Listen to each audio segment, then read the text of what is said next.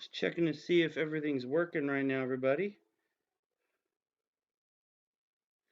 See what's going on here. See if I'm live or not.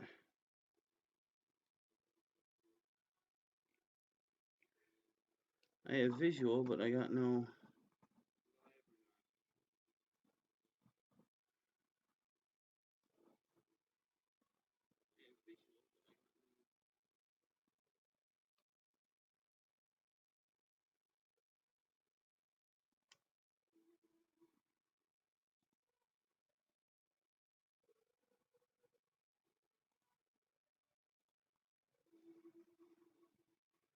Sorry, guys. I'm just trying to make sure this works. Okay. Sorry, guys. I'm just trying to make sure this works.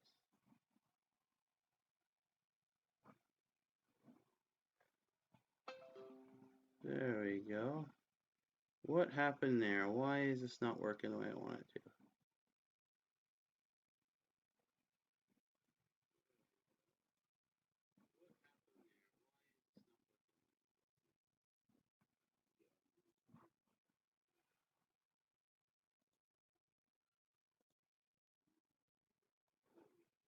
It didn't help me any. Hold on.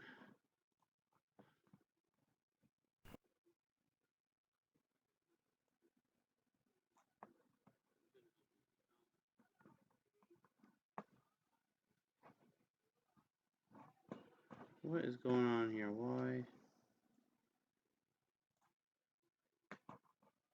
All right. Just some technical difficulties here, guys. Just give me a minute here.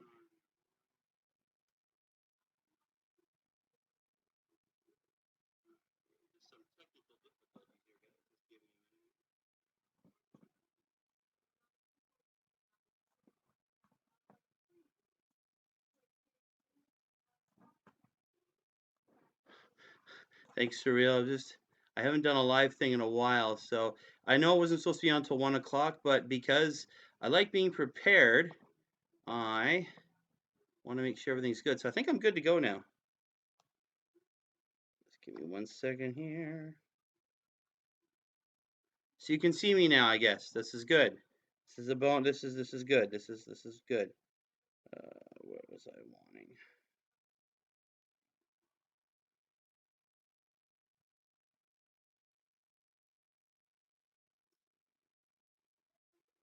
All right, where's my questions? There we go. All right. So it's almost 1 o'clock. What is going on here? Give me 1 sec, boys and girls. Gotta fix some stuff.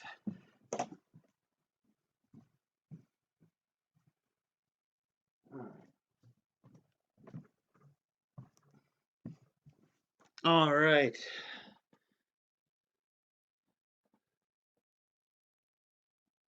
Yes, I know I have the odd borders there. I'm trying to fix that right now. I'm not sure why I've got such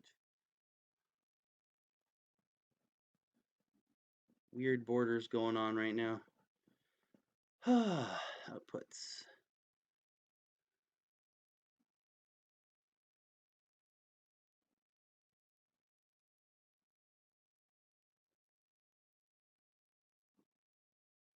All right. Yeah, I think that's about as good as it's going to get right now. There we go. Okay. So, hey, everybody, it's Friday. I decided to do something live today, talk about some stuff, answer some questions I got from last night, work on some Space Marines. I'm working on some company veterans right now, just to add on. It's a cool little thing that's been added into the new Marines, which makes me pretty happy. Used to be just the Dark Angels had them. Now I think everybody has them. Well, we'll see. But yeah, so I'm gonna wait just a little bit longer here. Let's figure out what's going on with everything here. See when my borders are so weird. But yes, that is not helping me at all. That's fine though. That's fine. We'll figure that out as we go. It's been a while. Like I said, it's been a while since I did a live anything. But yeah, thank you, Surreal. Yes, the bodies, your Necron stuff over while they fight. Yes, I've heard lots of nasty things about Necrons. Apparently, they're pretty devastating in the new with the new rules, which doesn't surprise me. It's a very powerful shooting army, always has been, and now with the new mobility while you fire, I'm pretty sure they're just devastating now. Yeah, they're probably pretty nasty. I haven't faced him yet. I have yet to have a game in 8th. I just haven't had time.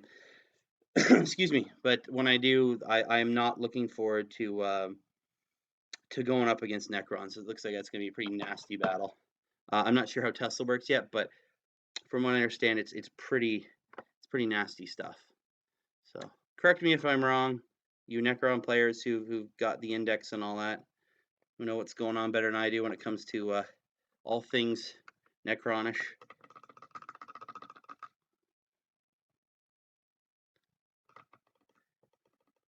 Destroys and get D3. Oh God, Lord. That's one of the things I think hurts most to me about the new all the new stuff is all these D3, D6, 2 wounds, 3 wound stuff. You can decimate units so easily now. Some of the special weaponry is just nasty, so nasty now. Things like mastercrafted bolters, if you're looking at Marines, most of them are strength 4, and they do 2 damage. Right? So you get some pretty nasty stuff going on. You can have guys putting out lots of firepower and just doing multiple wounds. You see squads just vanish in a heartbeat, which is kind of nasty. But yeah, so it's 1 o'clock now. So everybody who's here, we'll see if anybody else jumps on. I'm just gonna work on my Marines here.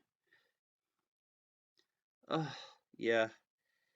There's some nasty stuff out there. So Cyril said they fly, so no penalty for leaving combat, and can fire heavies with no -1, which is, I mean, it should be pretty nasty for a race of murder robots, right? There should be some nasty stuff in there. I'm gonna be picking up hopefully the Marine Codex sometime in the next couple weeks and see what nasty new stuff they've put in there for my boys in blue. Just gonna get this done up here. Although I have heard that there's a number of units that are going to be missing, which doesn't surprise me too much. From what I understand, it's a lot of things like, excuse me, basically things that don't have models and special exclusive models, like those 2 tanks that Warhammer World came out with, that special Land Raider, special Rhino. They're not in it. The Imperial Space Marine's not in it. Which makes me sad is Training War Veterans apparently aren't in it. Moondraken's not in it. That would be Khan's bike. A bunch of stuff on bikes. Mostly have a feeling it has to do with models not being. They just don't have the models for it. So they don't have the models. They don't put them in the book anymore. Again, that goes back to a video I put out a little while ago about why certain models have disappeared, and I think a lot of it comes down to the fact is Games Workshop doesn't want to go through more of their litigation with third-party companies that are making parts. They just don't want to deal with that anymore. They had a big battle with Chapter House. I wouldn't want to go through that again, but that's just me. Now, where did that go? Is that it? So yeah. So I'm just gonna wait to see if anybody else hops on here. I know I put out my little alert saying I was gonna live pretty late last night. Well, late my time. But yeah, we'll see what happens. I'm gonna answer some questions I got from some of the peeps. Let's see here, yeah. Some of them are pretty funny. Some of them are pretty cool. But yeah, so we're just gonna wait for some more people to hop on, hopefully soon. Just you and me, Surreal. It's just you and me right now, man. But that's okay. So let me ask you a question. Maybe you can answer this for me, Surreal. What is what are the new the Catan like in your index there? Are they still devastating? Are they even in it? I don't know. I haven't seen that one yet. But yeah, if you let me know what they're like, because they were pretty devastating before, and I kind of shudder to think what they're like now. Hopefully they're not completely insane. I'm gonna work on some of these cool veterans here because of their special rule and basically act as bodyguards in a way for your commanders. They can get in the way of wounds. Plus, these guys are armed for close combat, which I like. Oh, so Surreal said no slight nerf. Oh, so they got a little bit weaker. They still have the, what is it? They still have the Tesseract Vault and all that, and the, that, like, almost fully powered Catan, because those, I faced one of those ones, and it was devastating. That Catan just went through my Marines like a hot knife through butter. It was pretty nasty. It was not a happy time to be me. Only an inch move, only one power of Catan, and 2 suck. Well, that's not good. They shouldn't be. They shouldn't be sucking. They should be. I mean, you never want to see them bulk gun. I don't. I wouldn't. I don't want to see them. Yeah, Transcendent. Okay, so that's the Transcendent Catan. That's what I was thinking about. Is he the only good one, or? I hope. Yeah. I mean, I hate to see. I mean, some of the characters have significantly changed. I'm waiting to see what the new Codex holds for, because I'm a big fan of Chaplain Cassius of the Ultramarines. And all the other books, he's been big against this whole anti-Tyranid thing. He had hatred for Tyranids, preferred enemy, and so on and so forth. The Index, he had all the cool update stuff for chaplains. Everybody using this leadership, getting rerolled missed hits and all that cool stuff. Nothing about Tyranids on them. So I don't know if they just did that to get the rules out, which they probably did. But I'm hoping that they kind of bring some of that character back, because that was one of the cool parts about him. This angry guy that ran over Carnifex, instead of dying, he just got, well, pissier, if that's possible. So I'm just working on getting silver done on my dude's bolt gun here.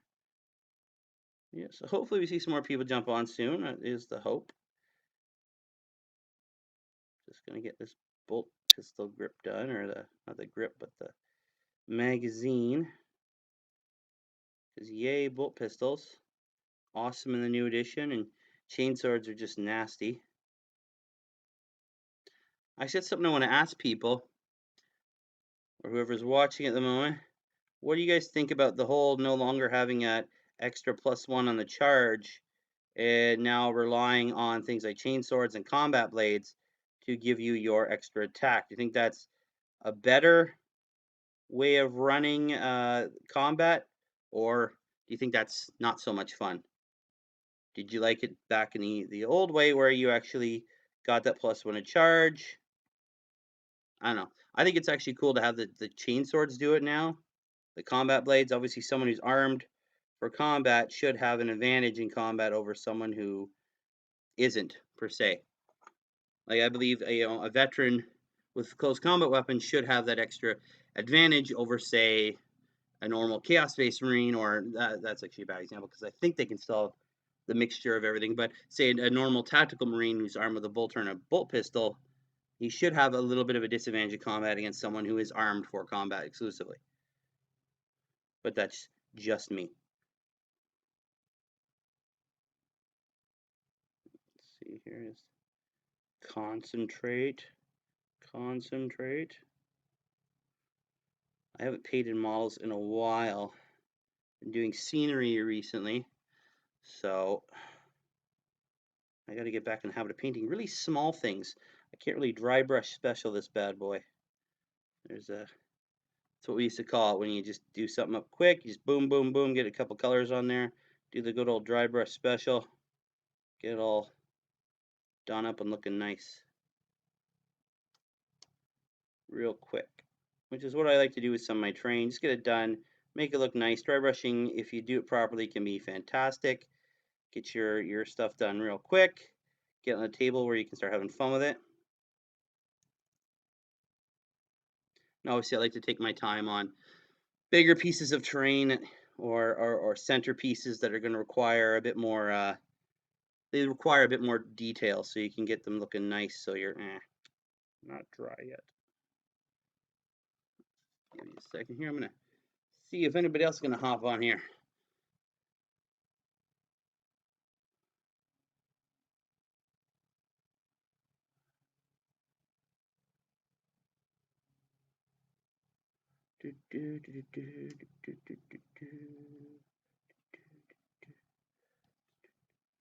Just doing my thing. All right. So I'm gonna wait for a few more people to hop on here, and I'm gonna go for some of these questions. A few people asked me questions last night. Hopefully some of these people can hop on here. Oh, we'll see what happens. I'm just gonna keep working on Marine and keep blabbing away because I can do that.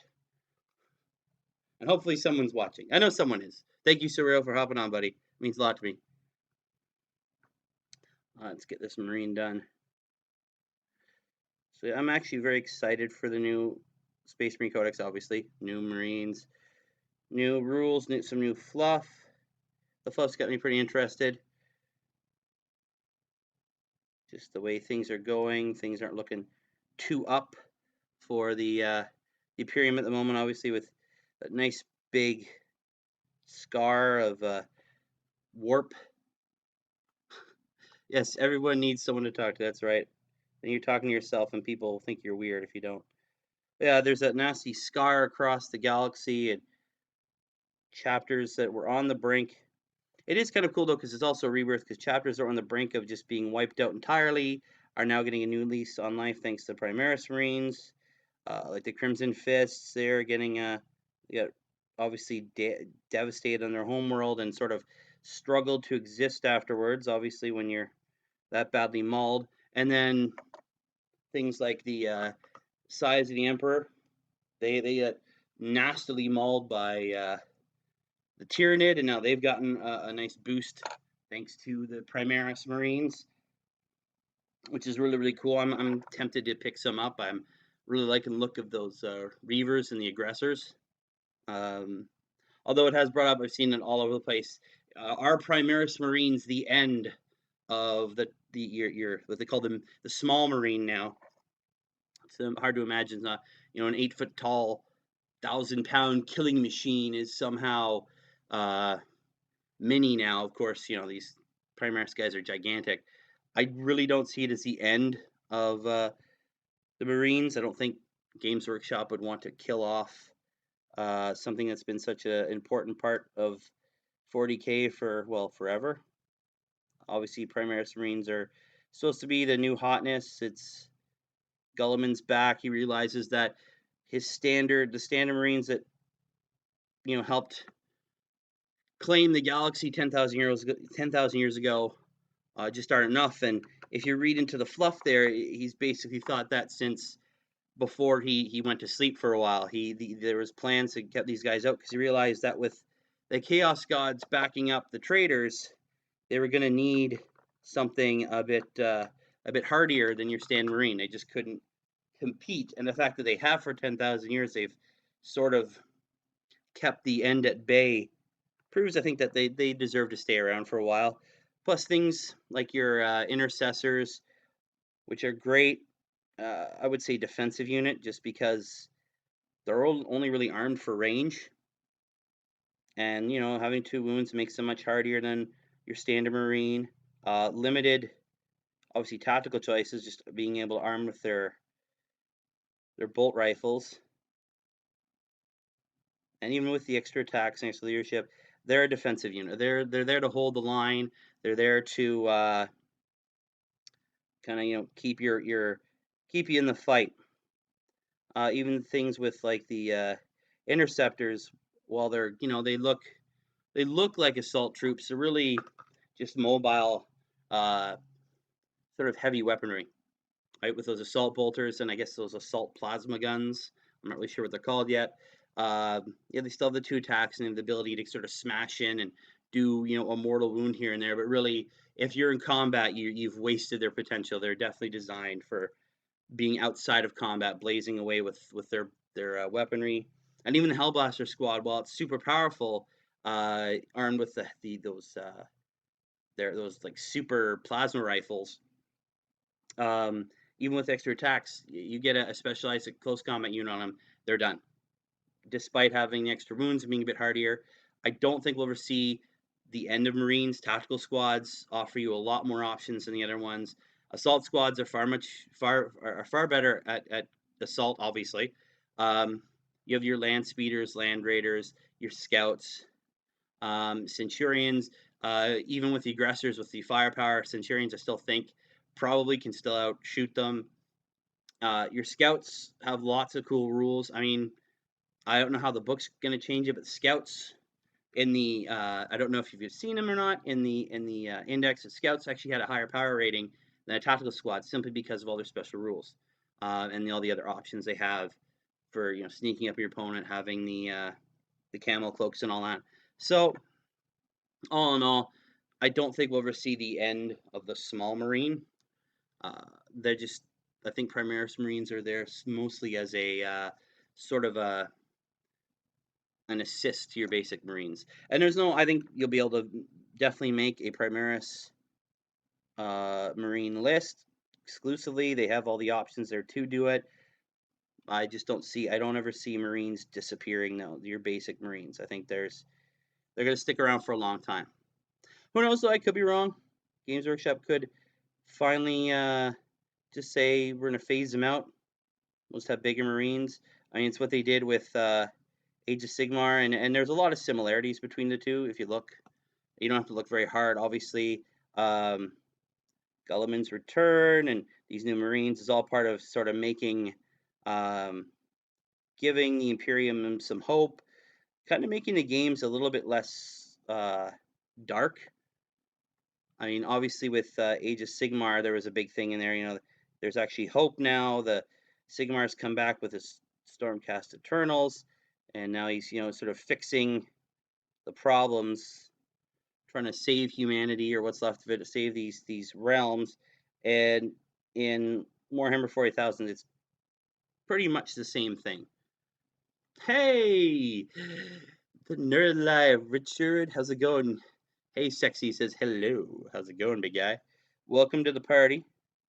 Just chatting about Marines, obviously. Sort of my thing. But as I was saying, I think with Gulliman returning, it's sort of supposed to be the same thing. He's brought new troops with them. They're going to have new technology. Just another point I'll talk about, because I'll hear a lot of people whining and sort of in a humorous way, I think, say, oh, you see whenever it's talked about technology in 40K, time of technology is over, it's done, and people going, where's all this new technology coming from? And you got to look at the Adeptus Mechanicus for that. Those guys they're like hoarders, right? They grab it, they take it back to where Forge World they come from, and go, no, it's ours, you can't have it. Man's going, my precious, right? Okay, Nerd Life says, sweet, I'm just working on my commission builds. Cool. I'm working on Marines as usual. Yeah, so I think Gulliman sort of represents the same thing at Sigmar does. It's sort of a new hope.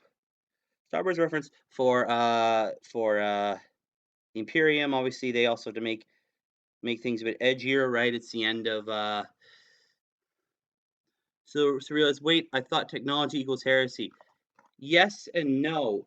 Technology has become for the Imperium anyways, is almost mystical, right? They've forgotten a lot about how a lot of it works. I think the best thing is back in the day they had they showed the litanies of how to start a machine up, and it's like a 12-step process to press the on button. So technology itself isn't heresy; it's artificial intelligence is definitely heresy. So that was the big thing. It's especially Xenos tech. Yeah, well, that again also depends on who you talk to. Depending on what brand of, say, Inquisitor, especially when it comes to the Ordo Xenos, they love using Xenos technology, right? Because I think gives them that special edge against the very Xenos that they're fighting. So some of them will end up with some sort of specialized, Xenos gun that they picked up somewhere. And yeah, it's artificial intelligence that is definitely the big heretical thing. Obviously, the forces during the before the Horus Heresy, there was legions like the Iron Warriors that used whole regiments of artificial intelligence, the robots and all that. There's tons of stories in all the different books about these different Imperial forces using artificial intelligence, and then of course it was banned, and during the heresy, obviously Horus took a lot of with him, and GW needs to split the Agila again, like in Horus heresy. What do you mean by that? I don't know what you mean by that. What do you mean? Ah, it's not coming off. It's coming off on me. Paint everywhere. It's the end of the world. Okay, that's okay. So what do you mean by that, surreal? Split. I gotta fix a boo-boo I made. So one thing I like about painting with these models is you can make a mistake and then instantly correct it, and there's no worse for wear. All right, now to cover up all the silver and then move on to the gold. But yeah, so yeah, definitely artificial intelligence is a thing they definitely do not like when it comes to technology, which is why I think they dislike the Tau so much because their drones, the Tau, most of their drones are artificial intelligence. They have the capacity to think and to rationalize and stuff like that, and that scares the living heck out of the Imperium because they had a very very bad experience with all that stuff, and I don't think they want to see it repeated again. Um, I have the Visions of Heresy, the first Visions of Heresy, the big one, the first volume, and there's this awesome story in there. I think it was written by Gray, but Neil might be wrong, about this giant machine and the relationship it has, because it can think with a magos of some sort. In this tech priest or what have you realizes that this machine needs to be destroyed. He doesn't want to, but he realizes it has to be destroyed because it's going to be manipulated and used by the Dark Mechanicus. And in the end, obviously, the Dark Mechanicus gets to it first and basically tells it, your friend here wants to destroy you, and so in the end, this machine kills its friend because it doesn't want to die. Obviously, shows a great manipulation of chaos and all that cool stuff, which is pretty nasty stuff if you think about it. The chaos, I don't like chaos. They're mean. They hurt my feelings. I need a safe place. No. Right now I'm just putting some wash on the silver and the joints I put in there. Give them a bit of a darkening up with some Nuln oil. It was Nuln oil, so shade, whatever you want to call it. Let's get that all done up and looking nice and move on. I missed his fingers. I'm going to fix those in a second. Yeah. Well, I'm going to start reading out the questions soon that were sent to me. If you guys want to send any other questions to me, if you have anything, if you want to, I seem to be, I've become sort of a repository, a vault of 40K knowledge. If you have any questions or anything, obviously new stuff I'll have to learn along with everybody else, which is pretty cool. Always love the new fluff, see how they've changed things or evolved the storyline. That's always an important part. You don't want your storylines to stagnate for too long or they become boring and predictable, which I think I could definitely say the new storylines will probably not be boring and predictable with war everywhere. Just like the uh, siege or whatever it is of Connor there, the new campaign they just started off, which is really cool. What city you in? It's real. I live in a town called Carlton Place. It's about depending on what boundary you go by, about half an hour outside of Ottawa, which is the capital of Canada. That's right. I'm a Canuck. I'm proud of it. Very, very proud of it. But yeah, no, I live in a small, well, I say small town. It's growing exponentially every day. More and more people are moving here. It's sort of been the trend over the last decade or so. People keep moving further and further away from Ottawa, and the boundary of Ottawa just keeps following them. So it's actually pretty crazy now. Just trying to cross the one main street we have has become a gamble. It's incredibly busy, and I don't think the town was adequately prepared for the insane amount of people that have hopped in and decided to call this place home. But yeah. America's running from Trump. Well, probably. I don't know how many of those people we've actually had. Well, we did have a big run at one point with people coming across the border and being not detained, but wait a minute. I heard a single, a boot or a hockey sucks. Okay. All right. You want to hear? Okay. So what we're going to talk about today is some Space Marines, eh? Now, it's a commonly known thing, eh, that hockey is the official sport of the Imperium, eh? Okay, and like that's the game they play, right? That's how they determine who becomes a chapter master. They have some shinny there. It's what we call hockey up here, right?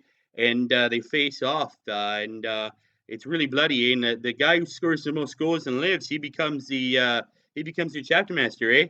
And then they'll have a double double from Timmy's, and they say sorry and they go fight, eh? How's that? Was that good? Ah, man, the boot said you go back and reshoot that vid. Okay, so yes, no, you don't worry, Richard. You took you took a shot of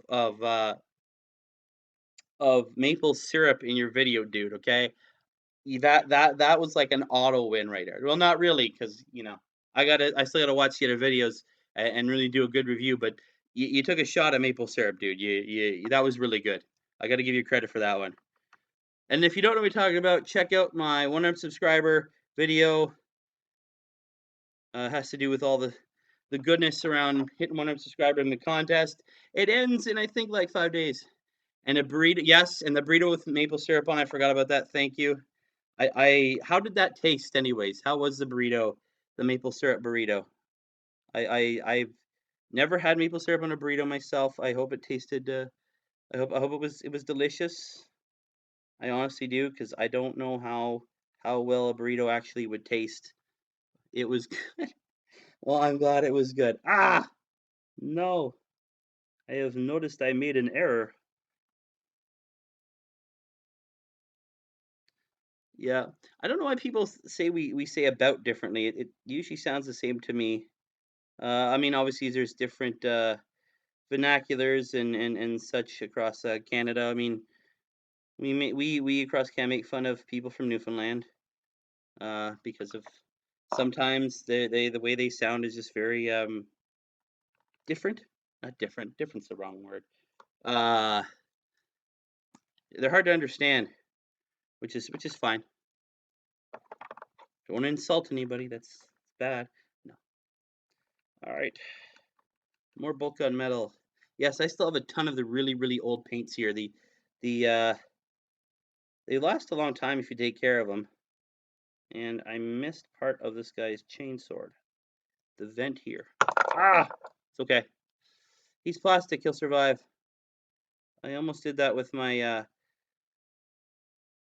captain slash Warhammer 30,000 there Centurion. I almost dropped him, and my heart stopped beating for a moment as I caught him in air. So that thing actually landed. Yeah, they're like, what new faction you see them coming out with? I keep hearing rumors with eighth a new faction. Um, I think we're gonna see some. I don't know if we'll see brand new factions. I think we'll see things be expanded again. Um, Surreal. I still have tester paints from the 70s. Wow, that's awesome. That's cool. But back to the question. Well, if you look at what's happened already, you're gonna have Space Marines, and then in the first four books is gonna be Space Marines, Space Marines. Yeah, Surreal. That's right. Death Guard is gonna be, well. It's not new, but it's gonna have its own separate book right now. So I have a feeling that you may see that with Death Guard. Maybe we'll see World Eaters, the Emperor's Children, Thousand Sons, some other stuff like that. They say they want to get 10 codices out before Christmas or before the end of the year. So that's the first four. So I don't know. New factions we may see. I mean, there is stuff. Like I was saying before, there is stuff missing apparently from the new codex. Some of it's exclusive stuff, things like the Tyrannic War Veterans. So who knows? They could end up expanding all over the place. I would personally, I would like to see things like the Catacan come back, or have factions, even if they're smaller books, have some nice faction books for the different variations of Astra Militarum. I'd love to see one about the Valhallans, the Katakan. And yes, it is Katakan. And I know some people are like, it's not Katakan, it's Katachan. I thought it was Katachan for the longest time until I heard it in one of their audiobooks. It's Katakan. Yeah, I don't. It sounds weird. If anyone can, a Katakan can. So there you go. Remember that. But I would like to see them spring out again because I remember I had a copy of the old Katakan book, and it was really small compared to. And this is back in third edition. Shortly after the switch over from second to third, they brought out these really thin codices. They're very small, very just bare bones. There's a little bit of fluff. Most of it was the army list, special characters and whatnot. But what they did do is they had things, and they were even, and those extra ones, the add-ons were even slimmer. So, which was kind of annoying back in the day. You had to have, say, if you want to play Blood Angels, you need to have the Space Marine Codex and the Blood Angels Codex, because the Blood Angels had all the extra units and fluff for Blood Angels, but you had to refer to the other codex, the original Blood Angels Codex, sorry, Space Marine Codex, for things like your tactical squads, rhinos, and all that. So I don't think they're going to do that with these new faction books, or we stand alone. But I'd like to see them come up with a whole bunch of different factions. But good question, Richard. Good question. I'm going to answer some of these other questions here once I find them again, because my phone decided to shut her down. Let's see if I can. Nope, not what I want. There we go. Come back here so I can read all my questions. All right, so I got one from Super War Gamer. He said, I have a question. If you could have a pet ripper, a tyrannid thing, and try and train it, probably not, because it would try and eat my face. And I like having my face attached to my face. And so I wouldn't want to eat it off. The thing would probably try and eat me and turn me into goo. Disgusting tyrannid goo. So no, I'm good. Thank you. I don't want to have my face eaten. That would not be fun. It's a funny question though, so thank you, Super War Gamer. Hopefully you see this later. Good times, good times. All right, next one. Let's see what we got here. Got one from Idic Beer 40K and my friend Nick. Good old buddy Nick. All right. So he said, "Do you have any other hobbies?" Of course I do. I mean, this is one that probably takes up most of the time, just on the painting and building. But I like doodling and sketching, and I haven't done that in a long time. But my main other hobby would be collecting comic books. I've been a comic book fan since I was really young. I remember getting some old comic books from my uncle, um, and there's some oldies. And I've managed over the years to collect a pretty sizable collection. I'm mostly a big Marvel fan, but I was foolishly in the '90s. I got into things like Superman and Batman. The '90s was not a good time for. Uh, uh, so I guess it's like the '90s was not a good time for comic books. But no, that's so yeah, definitely comic books is my other major hobby. Unfortunately, it's gotten rather expensive too, with lots of comic books hitting the $5 mark. So it's kind of do you sort of limited budget, or even when you don't, it's where are you going to put the money? Do I spend the $60 for the Space Marine Codex, or do I buy a bunch of comic books, right? And some comic books are hitting $5-6 now. No, surreal '90s were not awesome for comic books. It was a very bad time. It was a horrible bad time for comic books. Both DC and Marvel almost went bankrupt several times. Um, Infinity Gauntlet was good. Infinity Gauntlet, yes, was good, but there were more bad stuff than good stuff in the '90s. The whole Death of Superman was a joke. It was really bad. Um, Yes, Mutant Genocide. Yeah, Marvel had it. Marvel had much better stories, uh, back in the '90s than I would say DC did. But yeah, there for all the good stuff. Don't talk to me about Todd McFarlane. I was never a fan of Image comic books. That was sort of the breakaway. To go on a completely different tangent here, that was sort of the break. There were a bunch of artists that broke away from Marvel and DC over creator control. Todd McFarlane was one of them. Jim Lee, Rob Liefeld, a whole bunch of them, because they had created heroes and villains for the big two, as they were called back then, um, and then had no control over them. Um, yeah, Marvel almost it went bankrupt. It was saved by the American government at one point. But yeah, and so what they did is they did all this big stuff about creator control. For instance, Rob Liefeld helped create uh, Deadpool, Cable, the New Mutants, a whole bunch of stuff like, or not New Mutants, but X Force. He changed them up, and especially things like Cable and Deadpool, he had no control over. Um, Yes, he did. I remember Stanley. Surreal said Stanley sold the rights to Spider-Man to keep Marvel afloat. Yes, he did for a while. That led to the development hell that was his first Spider-Man movie that he sold the rights to back in like '94, and the movie didn't get made until 2000. So, and at one point in that movie, they wanted Leo DiCaprio to play Peter Parker at one point. Yeah, so I'm kind of glad that didn't happen. But yeah, what happened with Mr. McFarlane there. It's a lot of that stuff is still reverberating to this day. A lot of the comic books they came out with were just sort of rip-offs of stuff they've already created, except for things like Spawn and the Max, and a few others. But there was a lot of them were just basically rip-offs. Youngblood and a whole bunch of characters like that, just rip-offs of stuff that already come out. And it was funny. Um, that sort of all that stuff came to a head just recently in the last few years with the character of Angela from the Spawn comic books, who was created by Neil Gaiman. And Neil wanted to do something else with her, and Todd McFarlane said, "No, she's mine. You created her for me. She's mine." Um, Karma punished McFarlane by burning his house down. Ooh, that's not good. Frost and Frisk, what is up, my awesome bro? I would assume that's Mythos. You sly bastard, you. What's up? But yeah, so what happened is McFarlane basically did the exact same thing that he hated before. He took control of someone else's creation.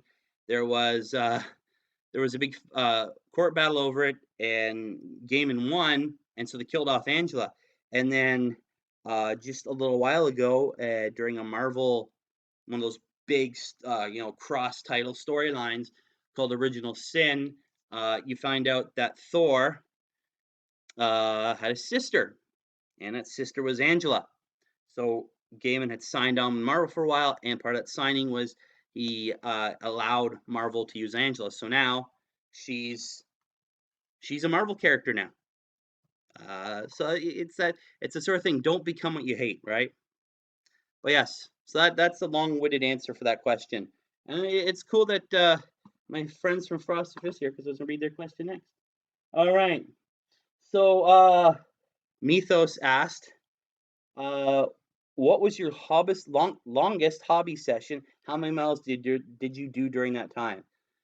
So we're just last night, and I was kind of thinking over it because there was sort of the um, I've had a really long one. It's been a while since I did a really long one. The longest one I did was when I was working Games Workshop, and I I wasn't actually working that day, but I was actually working on uh, my Black Templars for a painting competition. I was pretty much there all day long painting them up. I got something like 20 around 20 Marines, 10 Terminators, a Dreadnought, and a Rhino, and 2 Vindicators done that time. So basically, the army that I showed off in my Black Templar, well, I can talk today list. Um, the video there, that's I painted that in one day. That was pretty long. I took breaks in there, so altogether it was probably a good 5 hours or so, maybe a bit more, maybe 6 hours. That was probably the longest one. Uh, there was another one, I think the second longest hobby time, although I don't know if it was, I would say it was actual hobby time, because I was actually working is when I first started working Games Workshop, one of the first things I was tasked with doing was painting a whole ton of Moria goblins for the Canadian Games Day, which sadly no longer exists. And it was painful. I don't even know how many I painted in that time. A lot of them, a lot of them. Um, Yeah, it was a lot of them. I actually just painted and painted and painted. It was just an assembly line, green, then silver, then red, then some rust stuff. There was probably 50 or 60 Moria goblins. I remember looking up afterwards and getting a head rush, and the world started spinning a bit as I'd literally been looking down on the painting table, just painting goblin after goblin after goblin after goblin for I didn't even know how long, but it was a while. So yeah, that was those are probably my two longest sessions. One because I wanted to get my Black Templars done for eventually an ill-fated painting competition, um, and then uh, and then painting all those goblins, which really hurt a lot, and I will never paint another goblin again because of that. Because no. And the other question is, what are your top five favorite childhood cartoons? Oh, so many. See, unlike today where cartoons just suck. Well, most cartoons suck. Um, yeah, it was a lot of gobbies. It was again for games day, so there need to be a ton of them. And they actually used to divide things up. So the Bayshore store where I worked was tagged with doing the Goblins. Another store had to do the Fellowship of the Ring. It was that box set and all the terrain and all that stuff. So yeah, we all got it hurt. It hurt a lot. But yes, my top favorite childhood cartoons. Oh, top five. Let's see. Well, in no particular order, the big five though would probably be He-Man. That was a big one. Transformers. I mean, who didn't like Transformers back in the day? Um, Ninja Turtles. That was always a good one. I'm trying to think here, all the cartoons I used to watch. Man, Ninja Turtles, Transformers. The Alf cartoon. That was probably one of my other favorites. And the other favorite would probably be the old Spider-Man cartoon. Now I know that cartoon came out in the '60s, but it was played all the time when I was a kid. I think it was on I don't even know what channel it was anymore. But yeah, those are probably my top five. Those were amazing cartoons. There were lots of others. Um, I know I've had people ask this question before, and a lot of people are surprised I don't say something like GI Joe, but I never really got GI Joe on the channels where I lived. It was not one of the ones they just that was put out. I guess because they didn't want everybody to be a real American hero. I don't know, but thank you for your questions, Mythos. It was awesome. Let's see what else here. I think that's all the questions I got so far. Let's see here. Yeah. Have any other hobbies? Mythos questions. That one. Yeah, so that was the questions there. If you guys have any other questions, let me know. While I continue painting these little blue guys here. These are going to be my company veterans. I have this one done for the most part. I painted them up a while back. Uh, just as a test model for a color scheme, although I'm going to keep them like that. I'm thinking I'm going to change those shoulder pads to a gold, though, the trim, as a second company, because I have lots of second company Marines. Spider-Man, Spider-Man, does whatever a spider can. Yes, he does. Except when he doesn't. Alright, so the next thing I have to do, I got to highlight my silver. My less female, where is there it is. My good old mithril silver. This is one of my favorites for highlighting. It's nice and shiny. Great way to get my silver little boost. Yes, Richard, catachans are cool. Sorry, catachans. I still say it wrong. They're cool. Their codex is pretty cool back in the day. They could set up ambushes, and you could have your snipers that were set up in random places. Ogrins they liked Ogrins. They got along really well with Ogrins just because they said sort of the same mental state of just pure survival and beat the heck out of stuff. Um, and sorry, the Nerd Life just put something up. I'll get to that in a second. And then the cool thing is if you brought, I don't know why you would. There was a humor factor to it, obviously back in the day. If you took commissars with your catechans, they uh, they uh, they could suffer a horrible accident, and you rolled off of them, and you could actually roll off if you did roll a certain number. I can't remember what it was. your commissar just didn't make the battle because catechans hated commissars. So Nerd Life said, Rob the Failed is my nemesis. He's a good artist. He draws fingers growing out of forearms that don't have any hands. Rob the Failed is probably one of the artists I like least. I never liked his art style. Was always very, I don't know, I just didn't like his art style. He was one of those guys in the 90s that he's part of, I think, the extreme that hit Marvel in the 90s, where it was just big guns, bigger characters. Everybody just blew up in the 90s. Everybody was really muscular, even in the 80s. Characters were muscular. In the 90s, people like LaFeld and um, even Jim Lee, although he wasn't as bad, or Todd McFarlane, they drew these just jacked up characters. They went nuts. The muscles exploded. Uh, LaFeld also had this tendency to have these massive calves that shot directly down into ankles that would never be able to sustain somebody, and then these really sharp, pointy feet. He was definitely not one of my favorites. No, definitely not one of my favorites. I wouldn't say he's my nemesis though. Like he did. Did he hurt you? Richard, did Rob Liefeld hurt you? Let me say, I give him props for being talented, but I don't like his work either. He has a flat feel to it as well. Yeah, that's yeah. He was never one of my favorites. I wasn't a big fan of his. Um, Definitely someone I didn't like. Jim Lee was always good back then. Um, John Romita Jr. was my heart.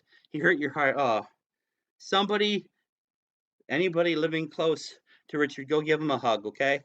Tell him that it's all okay. The bad man won't hurt him anymore. Lots of good artists that unfortunately passed away since then, but there's still lots of talented guys out there, and hopefully we can avoid people like LaFeld in the future because I'm definitely not a fan of his. He's definitely someone who I'm just not a fan of us. I'll leave it at that. I don't want to get too into it. Not a fan of his artwork. Yay, highlight line highlighting, bolters and bolt pistols and all that cool stuff.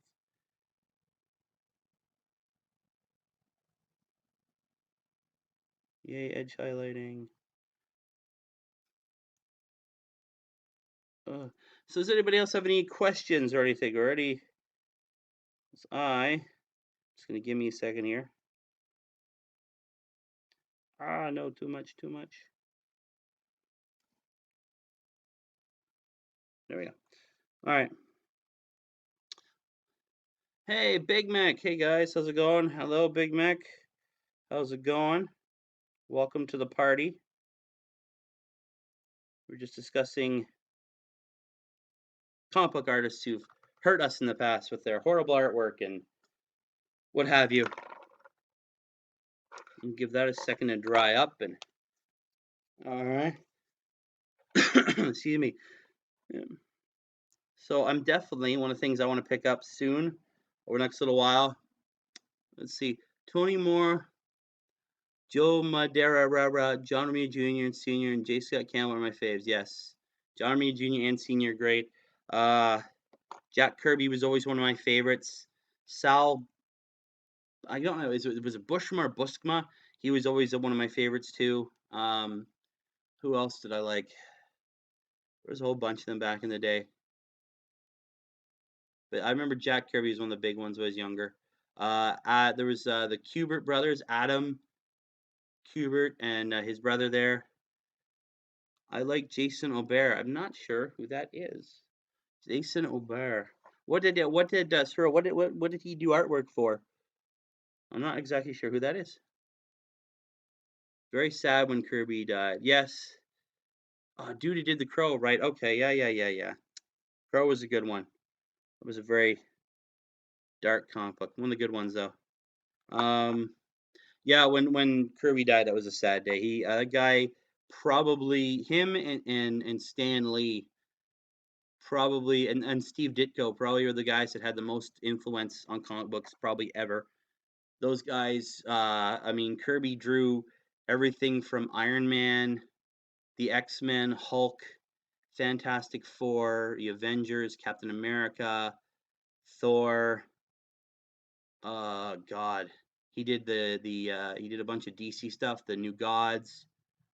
Oh, what else? So many stuff. And then Steve Ditko did things like Spider-Man. He was a big when Spider-Man first came out. Just a whole bunch of different people. It's been pretty crazy just how much these guys did. And of course, Stan the Man Lee there, he drew most of it, if not or not. He wrote a ton of it. Like without him, all these big time movies that are coming out now wouldn't have anything to wouldn't have any stories to pull from. It's pretty crazy how much he did. All right, so next step, now that all my silver is, oh, I forgot some silver. I'm talking and I'm not paying attention. It's horrible.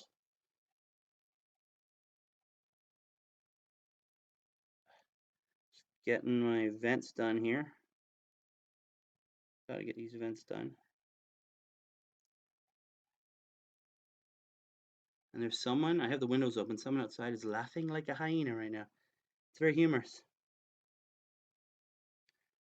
I shouldn't make fun of people, but this person is, wow, just laughing like a hyena. I'm not even kidding, it sounds like a hyena.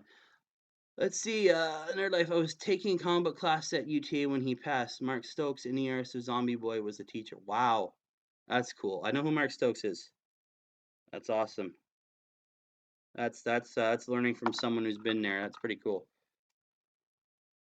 Yeah, I know. I remember when I was younger, I always wanted to apply to the Joe Kubert School of Artwork. That's the father of the other two Kuberts who've done everything from Wolverine, X-Men, whole ton of different stuff. I think they've done Batman and Superman and all that stuff in there too.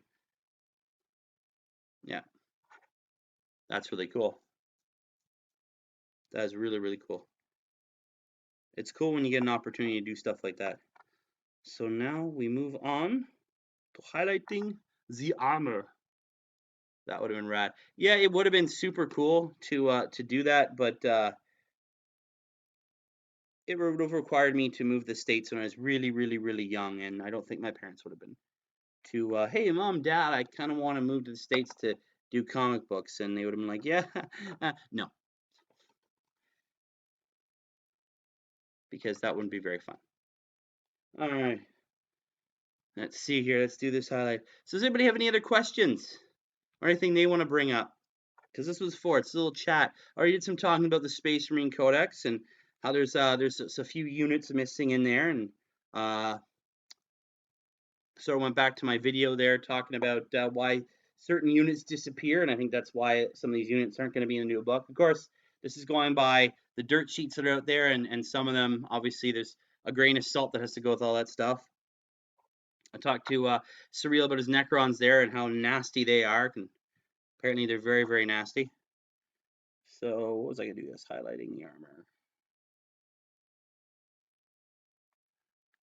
Highlighting armor is so fun. This is the not fun part of highlighting armor. Yes, and there is a prerequisite with me. When you're highlighting armor or anything, you have to sing about it because it makes it more fun that way. It's sort of like when you're cutting towards yourself with something which you shouldn't, but you have to sing "cutting towards myself," and it just helps you realize that you're cutting towards yourself, so you don't actually hurt yourself while you're cutting towards yourself. Weird but fun. Is that going to actually pop out enough? No. I'm sorry. I'm trying to compare old school art, or old school something I did a while ago to something new, and making sure they kind of look similar. They don't have to be super identical. I think I'm gonna go see if I can find my. Where did you go? Where did you go? Where'd you go? Where'd you go? Ultramarines Blue. There we go. Surreal. Did you know? Odd Spider-Man fact: there is actually family in Parker's living at the address Stanley made up for Spider-Man. If you stop by, they just say Peter's not home. I did know of the fact that there is a family with last name Parker. They've been living there since I think the 70s. I did not know if you stopped by, they didn't say Peter. Oh, headed to a meeting, fam. Sorry I couldn't stay longer. Have a great show, brother. Thank you, Mythos. Have fun at your meeting. You probably won't. You're gonna be missing out on all this coolness, all this awesomeness, all of this. Mm-mm. Yes, I know. I'm sexy. I can't help it. It's being Canadian. We're automatically sexy no matter what. Um, but have fun, my friend. Enjoy. I always cut towards my. Okay, this is a big McNance goal. I always cut towards myself. I have far more control that way. I've only ever cut myself when cutting away from myself. I think I've done the same thing. I remember when I was working at Games Workshop the first time, I had to put together the old metal Chosen. Well, old. They brought out metal Chaos Space Marine Chosen to as sort of a support thing, along with a metal Chaos Terminator Lord to help support the Fall Medusa 5 campaign. Woo throws tips for sexy dancing. Thank you. Thank you. Okay, there. That's all you guys get. The rest of it, like that's the freeness. Okay, no, you got to start paying. No. Anyways, these Chosen were quite possibly the worst models I've ever seen. They were horrible, horrible models. And I'm gonna bring up the name Gary Morley. If you ever see some of the old, the entire old Dark Eldar line, it was all Gary Morley. Sausage fingers. He was not the best sculpt I ever had. We actually would curse him out loud and stuff like, "Damn you, Gary Morley!"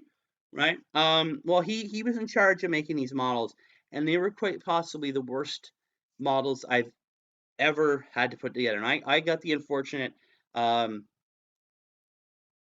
job punishment, I don't know, for and I had to put these things together, and they were horrible. They all had the same backpack. They were badly sculpted. Um, and like for instance, the leader, the aspiring champion of the squad, looked pretty good. He had these nice massive horns coming to his head. He had an extra a tentacle, which was holding a bolt pistol. It was actually wasn't bad until you got to the feet. Now, apparently, whatever chaos god or multitude of whatever, if he followed all of them or one, decided that the best power for this guy to have was giant rabbit feet. His feet were massive. They just shot right out. Now I bring these guys up because these are the models. I have never cut myself more with putting together models than I did with these guys. I cut pretty much every finger, scraping off, just trying to snip off and cut off all this extra flash that was everywhere. Trying to bend certain pieces because the mold was, I don't know. This was years ago. And what else was there? Yeah, they were so bad.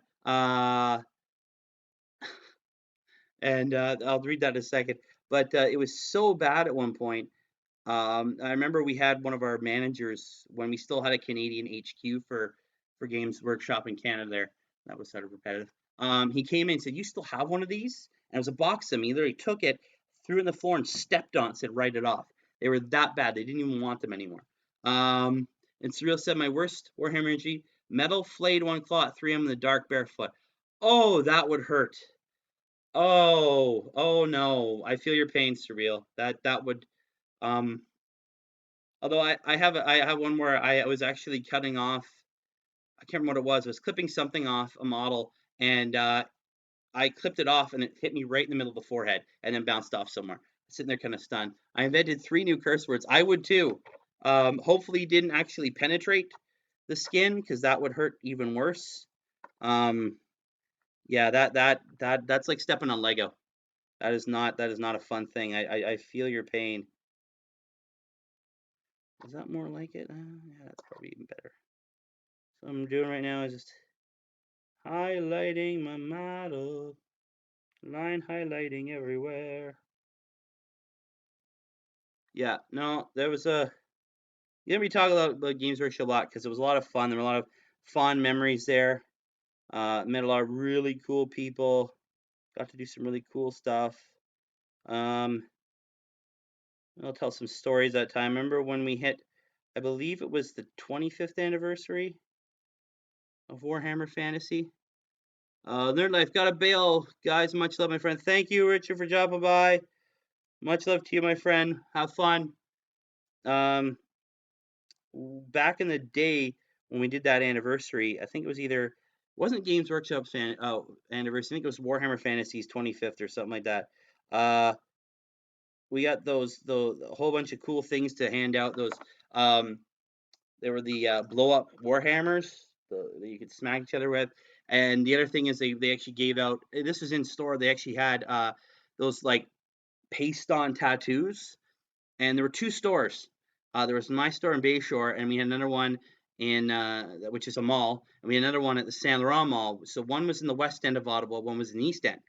And we got a call from the East End store going, "Hey, I've put," and he sent us a picture too. One of the guys that worked there had "repent" put on his forehead, right? Because it was one of the things you get, right? And so I said, "Yeah, I'm down." And so I like repent. I had like these fake tattoos everywhere. I was running around the store with a blow up Warhammer. It was a lot of fun. So lots of cool times, some less cool times, but hey, that is the way of life. Sometimes you end up having to deal with some stuff you don't want to. But we had a lot of good times. There was one point we were one of the top earning stores in Canada, just because we all absolutely loved our job and loved being there. We had a great team. Um, then we had some downtime afterwards where certain members left. One guy went to go teach English in Japan. There was maternity leaves in there. People resigned or quit or what have you, and then we ended up with some. There was a time there it was just me and the manager really doing anything. We had some other people who just didn't quite get what it meant to work at Games Workshop. They didn't really get the atmosphere you're trying to produce, and we went through a bunch of guys. We it was bad. It was a lot of pain at some points, but it was good at other times. What else happened? We had lots of cool stuff happen there. Getting phone calls from people asking about tree buckets. That was always good. They were asking for the trebuchet, obviously, and but it would come out as tree bucket. I'm sure people heard these ones before. The Tau deli fish, that was another one we got. Sometimes I think these people just did it on purpose, but that was a lot of fun. Yeah. Oh, there's so many stories. Some of them I can't tell just because they're just really inappropriate. Some had to do with the fact that we were in a mall. Um, there's nothing like quite like saying, "Hey guys, I'm just gonna hit the bathroom." Walk through the bath halls, make it to the men's bathroom, open the door, and find the actual translation is terrible bucket. Yes, it is. But there's nothing like walking the bathroom, opening the door, and seeing a Asian gentleman in his tidy whities bathing himself. Um, that was a unique experience. I don't wish that on anybody. Things like that. Yeah, that was fun. The other thing that we cursed a lot, because we were on the third floor of this mall, and of course our name is Games Workshop. And even back in 2007, 8, 9, when I worked there, obviously the company wasn't as well known. Dude, you're kidding. No, I am not. I wish I was. We weren't as well known. The company itself, the wasn't well known in North America as it is now, especially in Canada. People would come in and time after time, do you guys sell video games? Do you guys sell video games? You say sell video games. We had people. I would use that opportunity to take it to the next level. No, no, no, no, no, no, no. I hope you're no. If you're talking about the Asian guy, no. Um, but they would. We had one gentleman. He walked around the entirety of the store. He picked up the product. He shake it, move around, read on the back. He went through the entirety of the store from one end to the other. He saw the magazines, the paints, everything. Came up to me. Surreal. I would have walked up and started scrubbing his back. No, no, no, no, no, no, no, no, no. I mean, I don't want to make fun of the guy. That is an Asian, a Chinese cultural thing, somewhat in certain places. I've learned that since then, but yeah, no, no, no, no, just no. But yeah, so we'd have this guy walk around the whole store and finally come and say, "Do you sell video games?" Um, I guarantee you will never see him again. Well, I haven't seen him again, thankfully. But yeah, so no, there was stuff like that. But we kept joking at certain points that we should start charging EB Games, who was on the first floor, for a finder's fee because we're always sending them, yeah, go down First floor, get down the bottom elevator, take a right in there. But if you do, he has flowers. What? No. Dude, you gotta get off this Asian guy. It's getting a little scary. But yeah, stuff happened like that. Uh, Random weird stuff happened. Um, but yeah, it was a lot of fun working at Games Workshop. It was different. It was funny because we were also back in the day the hated red shirts. We all wore the red, and it was sort of the thing. You didn't want a red shirt to talk to you, right? No one liked the red shirts because we had this um, what's the word I'm looking for? A reputation. Most of the time, it was just a reputation that was brought on by people telling stories and anecdotes. None of it was ever really true. A reputation for being pushy and only caring about the company, and you didn't want to be around a red shirt. They were know-it-alls and so on and so forth, and blah blah blah blah. Which was kind of true because we had to know what we were talking about to sell stuff, obviously. And we did have to push for sales because it's a business. I think it's one of the things that people still don't realize about the hobby nowadays. A lot of people, I tend to think I have a kind of unique view on it because I've been on both sides. I'm obviously a hobbyist, but I've also been on the other side where I had to hit, different goals. You mean selling stock to pay rent? Pretty much, yes. What all businesses have to do when you're in a retail environment. Um, it was funny because we'd have to do back in the day. We had to study what was called these 10 Commandments. It was people. Some people think it was pretty easy, but you had to know a lot. You had to make sure you understood pretty much everything you could about each army in order to sort of upsell it to people. You had to understand what was in every month's White Dwarf in order to make sure that you could tell people about that. There was a whole bunch of stuff on upselling, just tons and tons and tons and tons of stuff. But yeah, being a red shirt was cool. Some of it was difficult. We had to do monthly meetings where you basically got tested on your knowledge, and we had all these different things. Back in the day, the first time I was there, you had a whole ton of different um, objectives you had to meet. Selling a certain amount, obviously every week and every month, selling a certain amount of a core, things like rule book starter sets, doing a certain number of painting lessons. That was another thing because they're big on building up the hobby, so you had to have all these painting lessons too. You didn't want to just people here take the models and bugger off. It was here take the models, bring them back, we'll help you paint them, right? And running a certain amount of intro games every uh, every month so that they knew that we were actually taking our job seriously and doing what we need to do in order to promote the hobby. So yeah, our spread shirts weren't too bad. I don't think we cared about making sure people enjoyed the hobby, enjoyed having fun. I hope you guys have had similar positive experiences. If not, let me know what if you had a bad one at a store anywhere. I don't know.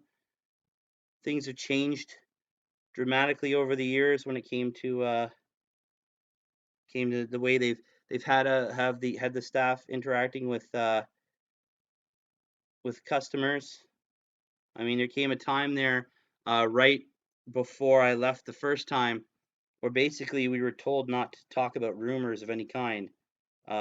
This is back in the day when Games Workshop was just crushing rumor mills everywhere. They didn't want people to talk about any rumors or anything like that, so we all kind of had to keep our mouths shut. It wasn't as fun because that was part of the fun beforehand was getting people excited. You talk about these rumors, and then when the new stuff came out, whether it was a new Marine Codex or a new edition, the turnout was huge because everybody, this buzz was built. And then they kind of killed it off there right before I left. They're like, don't talk about this, don't talk about that. At least, I'm talking from experience in Games Workshop Canada. I don't know if it was different at other ones around the world. I couldn't speak for them. But yeah, I remember basically things got shut down pretty quick on that. Same thing kind of happened to the black box. I don't know if anybody remembers the black box. Basically, Games Workshop put out this black box got sent to us with a purity seal on it. It was just paper and we cut it open. and that was sort of the bunch of the new release stuff. It was usually plastic, all the new release stuff for the coming month, and so we could actually go in the back, build it, paint it, and display it. I found out years later because it just kind of abruptly stopped. They found out when they were going around stores. I'm not sure what it was. It was whether it was in the UK, Europe, or multiple stores all over the place. Some places had actually just never done it. They had stacks high of these black boxes never done. Some stores actually sold them off. The managers would sell them off and pocket the cash. So yeah, unfortunately, stuff like that happened. So it got ruined, but it was really cool. Used to be the same in the UK rumor wise. Thanks, Big Mac. Yeah, there was a time there. I think it was back in 2009 where they really it's one of the big changes happened where the White Dwarf, which had always been sort of a catalog. Obviously, it's there to sell stuff, but all the cool stuff in it disappeared, and it was literally just here's the product, here's why we made it, and here it is in a battle report, and that was kind of it. And that was what they did for everything, whether it was Lord of the Rings, fantasy, or 40K. It was they weren't really well. It wasn't even a really well done magazine anymore. I'm glad they kind of changed it and it's gone back to what it used to be. And one of the rumors here now is that things like Chapter Proof is coming back or something in that variety, which is really nice because that was always a really cool thing for veteran gamers. Was Chapter Proved? If you don't know what that is, it was basically add-ons to the game. Whether it was they had the old vehicle design rules where you could actually build your own vehicles and assign a point system to it. There was a monster making article where you could literally make your own 40k monsters. Um, so you could do like you could build the Catacan Devil if you wanted to, or Groxes or Enslavers or what have you. That was a lot of fun. Um, Other stuff like new units. Chapter 2 is one of the first places you could actually do a Death Watch unit before, obviously, they got their codex. This is years ago. But yeah, and that disappeared. The General's Compendium disappeared. That was another thing. Or what was it? Warhammer Chronicles, which is kind of the same thing for Warhammer Fantasy. That disappeared. There was some cool stuff in there that allowed you to have fun with new and exciting units. That it was designed. Obviously, it was designed for more the veteran player. There was one that came out after the original 13th Black Crusade, where they gave you a campaign. They also gave a new unit for Thousand Suns, which had discovered how to enter the webway, and so you had a unit Thousand Suns that could basically teleport around the table. It would go in through one, out through the other, which is really nasty. The other thing you had too was they took the command chain to the next level and went from the command squad where it is now, and you went to like the Lord Commander. So he was stat wise pretty much the same, extra attack, breaks the rune, but he had a whole ton of aids and warriors to go with him. So he had this really powerful unit with a bunch of random weird stuff in it, and they had a campaign where you could actually use those. They had really cool battle reports back in the day. Things like they did one chapter proof for when the Fire Warrior game came out, which is a game. It was a first-person shooter that came out back in 2005, 2006, something like that. And they did a whole. You had a whole map, like a setup. You could play a game, and you had Case from that, who was a Fire Warrior, who was the main character. You can actually fight through one of the levels in a battle report where they actually took the guys from Games Workshop and the development team from, I think it was Kuju that developed the game, and they actually had a game between the two of them. It was a bunch of Fire Warriors and all that, the Tau versus Chaos. So lots of cool stuff. But yeah, back to that sort of disappeared in that time. Secrets shut down, rumor mills were shut down, leaks were shut down. They basically wanted to shut everything down, and it was things will be released when we tell them to. It hurt us though because we couldn't properly sell stuff. We didn't have enough time. It was literally like if something were coming out in July, we would find out of it right at the end of June. And like the next Saturday, whatever the next Saturday was, is when the Codex, or sorry, the White Dwarf and everything was coming out. So we literally had sometimes not even a week. We would literally there were some times where we would have something that had to be put out on a Saturday, and we would get it on a Wednesday. So we literally had 2 days. We had Thursday and Friday to try and drum up as much hype as we could for something and then get people in. And of course, it rarely ever worked because people went, "Oh, that's out now?" And we go, "Yeah, it just came out. We got them on Wednesday." Right? So we didn't have a lot of time to actually prepare anything. Now, I mean, I love what Games Workshop's doing now with this community thing where you're finding out like the stuff they've done for the new codex. Said, "Hey, this is the codex. This is when it's coming out, and here's a whole rundown of all the different stuff that the different chapter attributes everybody's going to have." So, and they did that over, I think, probably a couple good weeks before it came out. So there's a ton of hype. Obviously, easier to do now with the internet being much different and them being far more connected than they were then. But it's yeah, it was a tough time. It was a tough time. I'm sorry, I'm reminiscing here. I hope that's okay with you guys. Um, but yeah, but as I said before, I don't know if you guys noticed, I'm actually working on some company veterans for my Ultramarines. I have one here who I painted up a while ago. He's painted up as a first company veteran. I think what I'm going to do is actually change the white on the shoulders there to probably a gold, but keep the veteran helmet just to show that he is a veteran. And the same with this guy. I like the rules for him. I like the fact that they're some close combat specialists there. They're kind of like a bodyguard. You can put them with your captains, which I'll probably end up doing. The extra combat prowess won't hurt too. The chain swords being super duper awesome now. Okay, looks like I've got a little bit more blue to do. So there we go. All right. Oh, I forgot this arm here. But yeah. I know. So you guys tell me, have you guys had good experiences or have you had any bad experiences? What was your feeling on red shirts back in the day as opposed to now? Have things gotten better? Has it changed? Is it still the same? Obviously, my experiences are from here in Canada, and I don't know what it's been like in the rest of the world, in the States or the UK for that matter. But I'd love to know because I mean my experiences are limited. And Big Mac just said I'm base coating some Imperial Fist myself. Excellent. More Marines. Now here's some questions. Are you guys going to do this whole Connor thing? The uh, the Siege of Connor, whatever it's called. I can't remember what it's called right now. That's going on with the new 40K campaign. Because I think I'm going to have to throw down in that ASAP. I'm just looking for the name of it right now. I don't know where I put it. Let's see here. Now the really cool thing is I've actually been on that the campaign website. That's really cool is it actually shows me all the stores nearby where I can actually go and say, hey, this is the game I played and I won or I lost and all that, which is really nice. One of them is actually the Games Workshop store I worked at, and a bunch of the other ones where I get my comic books. Yeah, Fate of Connor, that's it. Fate of Connor. I apologize. Yeah, dry brushing bases here. Awesome.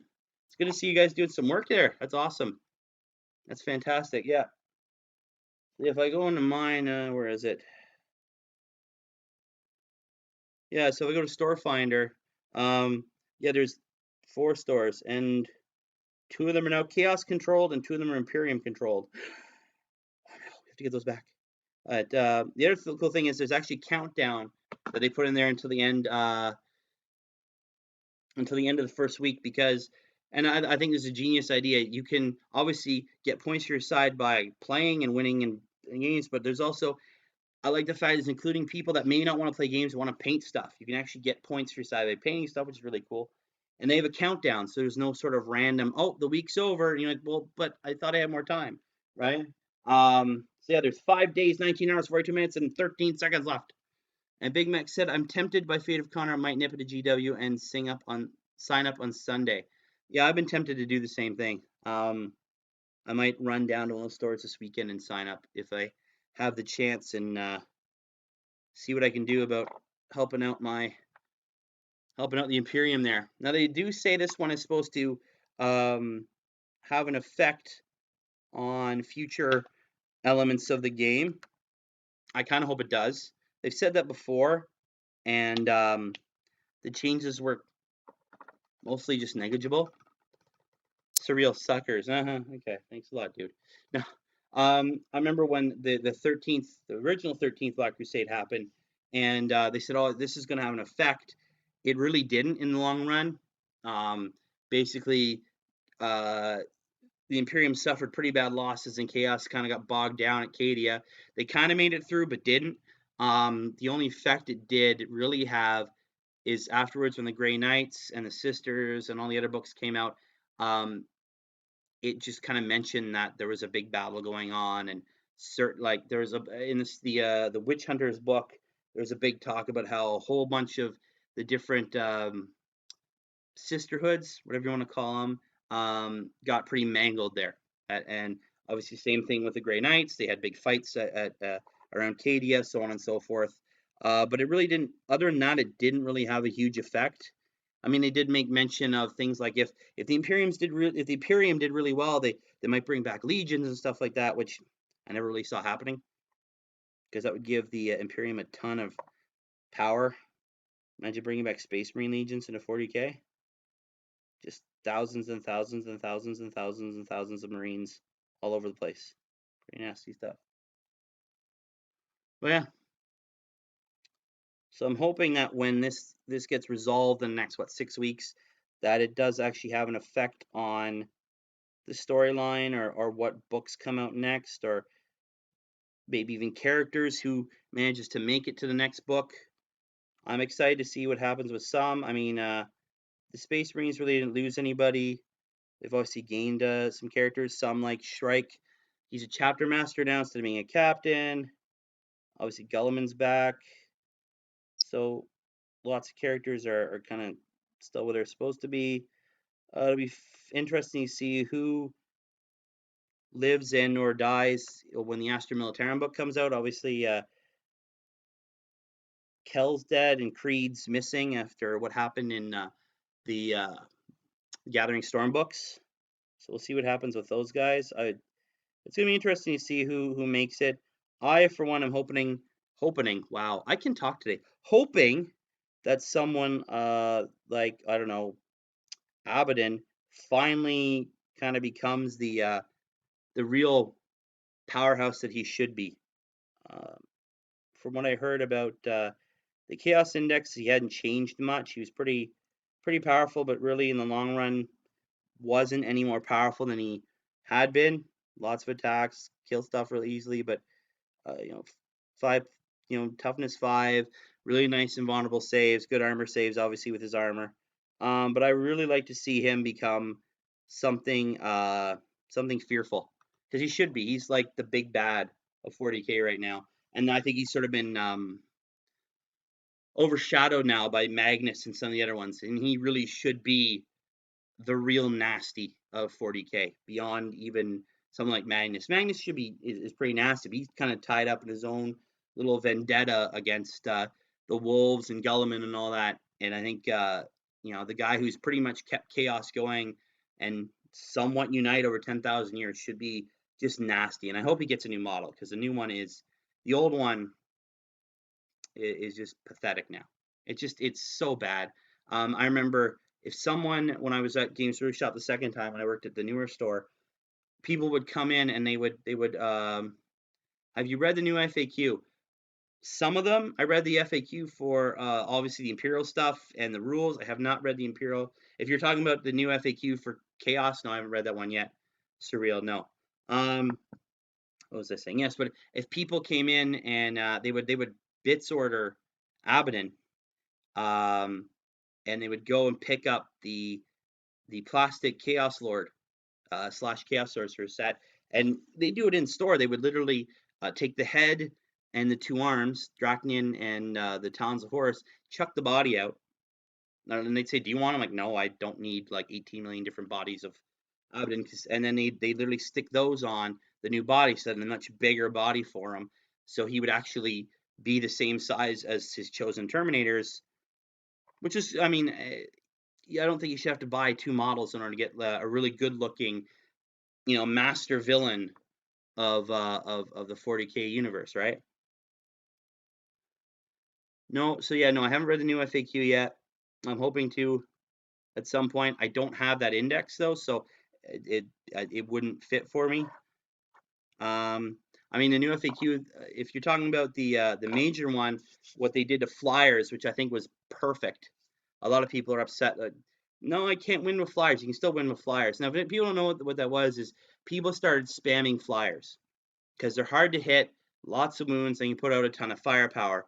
Yeah, no more flyer spam. And I think what Games Workshop is trying to do, what they did is they decided that if you have no models on the table, and you're given turn, your opponent wins a major victory. And they said flyers don't count. Flyers cannot hold the ground; they're in the air. And yeah, people were bringing 3 or 4 or 5, whatever generic flyer you have. And have you seen the War Game exclusive version of Abaddon? No, I have not. If he's awesome, great. I would love to see a new Abaddon. Like I said, he needs to be redone. So what they did is they said, okay, flyers don't count. You still win with flyers. They're still dead shooty. They hurt. They can still get your troops around. They just can't super. Yeah, ATC lists. We're all 5 flyers in one issue exactly. And I think what Games Workshop is trying to do really really hard is to stop another edition of the Death Stars or the Leaf Blower lists. Those units that are just super powerful, or the lists that just wipe things off the board in one go just because of the build. A few years ago, more than a few years ago now, 5 or 6, maybe 7 years ago. That's what you saw at a lot of tournaments, a lot of lists. You went to your local store, it was the same list, and it didn't matter. Obviously, the list changed per army, but each list was exactly the same, and it was this list of I'm going to wipe you off the board in like 2 or 3 turns. And it was really, I mean, it's great for the people playing, but it was super boring. You stop there and get wiped out, and you're not having any fun. And of course, that's what Games Workshop wants you to do. They want you to come back and have fun and buy new models, right? If everybody's spamming flyers in an HQ, there's no originality. And the fun goes away because everybody's spamming the same thing, which is good. I mean, some people whined about it, as they always do, but I think this is a much better outcome than, hey, look, everybody's got the same list. You know what I'm going to do quickly? War Game exclusive version of Abaddon. I'm going to look that up right now. I want to see what this looks like. Let's see what this guy looks like. You do sell a lot of flyer models, and I think you're going to see a lot more flyer models because just the way they work now, with instead of having the armor values having wounds, you're going to see a lot more of them anyways.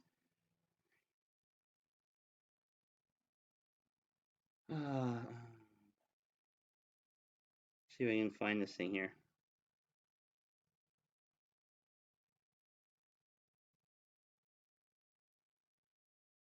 Trying to see.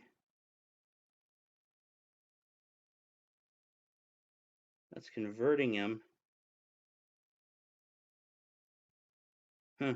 So Big Mick, if you could, I don't know, email me or even find a way to put up a picture of this thing or what have you, or direct me to a link, that'd be cool because I would love to see this Wargamer exclusive version of Abaddon. You also notice the Geo is almost sort of everything. You can only get like 5 Necron models right now. Yeah, well, definitely with the way Necrons are now, I'm not surprised. The same thing happened when the last Necron Codex came out. People went nuts because everybody wanted the Special Decurion. We could not keep those. I can't remember what they're called right now. Those bikes they have, we couldn't keep those in stock because part of that formation, you had to have at least 2 or 3 units of them. We couldn't keep them in stock. The store couldn't keep them in stock. They went crazy. People just, I have to have them now. Gimme, gimme, gimme. It was crazy. And with Necrons the way they are, with the way shooting is now in the game, I'm not surprised that they're selling like hotcakes. They're really not surprised at all. So I hope you guys are having fun with your bases and your Imperial fists there.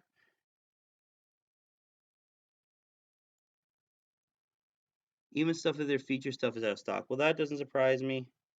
Characters are probably gonna be picked up more now just because of the way characters work now. They're kind of obviously without being able to join with the ability, excuse me, with characters no longer being able to join units and acting kind of like buffs now for things. I'm not surprised you're going to see more characters being sold, just so people can have that 6-inch buff everywhere to keep um, their to boost their units as it goes on. Hello, Mike. Long live the Empire. No, boo Empire. Go Imperium. Cyril, I have the whole set of characters. Gonna do a vid on them. Well, I would look forward to seeing that. Hi, Mike. I look forward to seeing a thing on characters. Characters have always been, especially for the Necrons, have always been really cool because just the way they've been able to develop them over the years. Cool, thanks, Big Man. I'll check that link out because the characters have gone from kind of basic, obviously, when they originally did the characters when the Necrons were sort of the undead of space. They to now where they actually have some what's personality. I mean, some of them being completely nuts, other ones like Transient the Infinite. There, him helping out the Imperium when Katie got ambushed by Abaddon. There, he sent out, he brought back Greyfax, released a whole ton of heresy Ultramarines that he had stolen and put into a stasis. So, and then even at the end, right before Cadia was blown to smithereens, he actually said he's the reason why Illuminous Resist. Okay, cool. That's awesome. He's pretty cool. But he's the one who came to Creed right before the planet destroyed. Like your legacy doesn't have to end here, right? And so obviously the I think the inference is that he grabbed him and maybe put him in stasis for later, or he may Creed may show up at some point randomly, just when things are looking back for what's left of the Acadians, or they're scattered all over the place. Obviously, some regiments survived. They try and regroup, and maybe one of the rumors I heard is one of the war zones is going to be the Imperium pushing back and trying to retake the Acadian star system, right? Obviously, Acadia itself is now a asteroid field, but to take it back, and who knows, right at the apex, a very important moment, all of a sudden Creed comes back in and starts leading the Acadians to victory again. Obviously, we'll see what happens with all the if and when that actually happens. We'll never really know until later on. But I mean, personally, I'd like to see that happen. All of a sudden, him walk back in and go, "Hey, I'm back," and people are like, "Where did you go? What happened?" And him obviously have no real where did it go?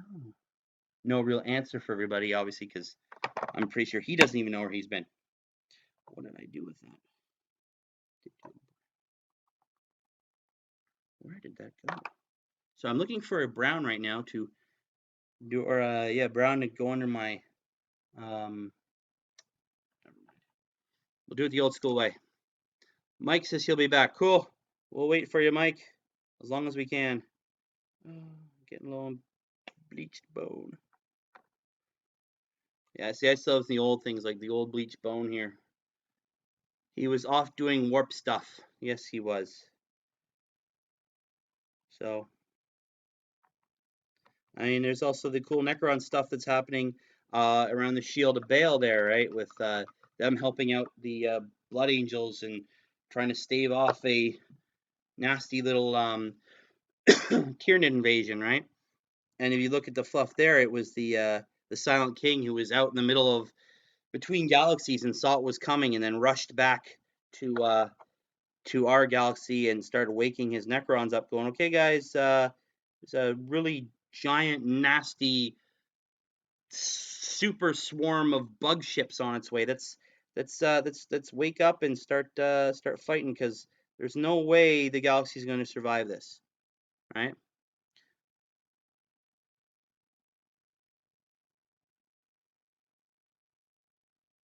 It's one of the cool things that people were talking about when Well, they said 8th was coming out, and the Gathering Storm was starting. People were like, is this going to be the end of the galaxy? Are we going to see a fresh reboot? Like, who's going to win in the end? Is Chaos going to win, or will the Orcs eventually be the victors in the end? Will they be the ones that'll take the galaxy, or will it be the Nids, right? Giant these giant hive ships, and apparently these things have very devastated swaths of the Imperium and the galaxy. Are only really the beginning. They're the sort of the vanguard of this other fleet of giant ships that's out there. Either way, the big thing was that the Imperium is probably not going to win. Mankind is doomed. Doom. So, real, how do you feel about a 40K TV show? Not enough time in the movie to get all the canon lore in there. A 40K TV show would be really, really cool. You'd probably have the same difficulties that you would have with things like a movie. I remember when they first announced the Ultramarines movie. Everybody got really excited. They had Sean Pertwee doing a voice, John Hurt, some really famous British actors in there, right, doing their thing. And excuse me, some of the stuff that came out, they were showing stuff off, and it looked fantastic. They're showing the characters and all that, and then I didn't. The movie itself was a letdown. It was like a children's cartoon. There's the way it was done. I've seen Saturday morning kids 3D cartoons that look better. I would actually love a 40K TV show. Now, Surreal, what would you think? Would you guys like it to be say a live action one or CG? Would you like to be like obviously say something like the beginning of one of the games, obviously looking much better, with the nice graphics, or would you like it to be live? And you're back. Awesome. Welcome back, Mike. Personally, I'd love to see a live action one. You would have to, in that case, though, you'd probably have to make it about the guard. Surreal says live action. Yeah, you'd have to probably make it about the guard, because I think they're the most relatable characters in 40K for us average human beings, right? It's hard to relate to an orc, or a demon or an alien, or even a space marine, right? Because they're 8 foot tall, genetically engineered killing machines. So it'd have to be about the guard. But you could have these awesome big fights with the orcs. Orcs would be your dark comic relief, though. That's what orcs do best. That's why I love orcs, because they're just hilarious. My friend, I had a friend who put it best that orc humor is like um, hearing about an old man falling down the stairs, right? When you said, "Hey, man, this old guy fell down the stairs," you'd be like, "Oh, that's kind of funny." You have that sort of laugh that you shouldn't laugh, but if you actually saw it, it'd be horrendous, and that's what orc humor is like. It's something, and you hear it, you're like, it's kind of funny, but if you saw it, you'd be horrified, right? Because orcs are like that. They're noisy, brutish, again, killing machines, right? So Surreal says, begin the show with a main character who wants to join the army, so he ends up learning the lore along with the audience. That is true, yeah. You'd probably want it to be an officer, though. Say a character who's gone through the Schola Progenium, and who's going to be an officer. So obviously, a new candidate, someone being sent out on his first, or maybe even a commissar, someone like what's his name there? I can't remember his name now. Poop. But obviously, or something like that. Probably an officer, because they understand more. They're smarter. Your mainline trooper is pretty dumb. If you've ever seen any of the stuff they do, the wait till season 2 to 3 promote it. Maybe. If you ever see the stuff they put out, the regimental thing there, or the Infantryman's Uplifting Primer, which was a hilarious book they put out. This is the primer that all guards used to have with them, and the whole rundown is just full on propaganda. Things about how to fight an orc. It's really simple because they're dumb. How to drop a war boss. It's easy. Just shoot him in the forehead, he'll drop, right? They're really, all the stuff about Eldar weapon being flimsy and broken and not working. I remember laughing really hard at one point because it runs through a massive list of infractions that a guardsman can go through, and pretty much 95% of them end up in death. So just don't screw up with your guardsmen.